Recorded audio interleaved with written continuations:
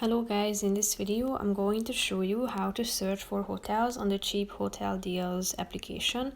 But first I just want to mention, don't forget to subscribe to my channel because at 10,000 subscribers I am going to show you my whole YouTube revenue statistics and growth strategy, how to make money online. Now let's jump into it. First of all, open the app on your phone.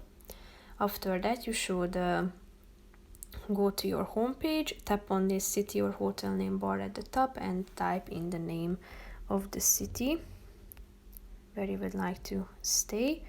Select the check-in and the checkout date, then the number of guests. Down below, tap on apply and click on the search button. And here you will be able to see the relevant results in a few seconds. So here you can see the available hotels. If you would like to look for free rooms, then click on this looking for free rooms button. And here you can select the dates, check out the pictures attached. Here you can see the location on the map, guest rating, what it includes, similar hotels, and so on. So that's pretty much it for this video, guys. See you in the next one. Bye bye.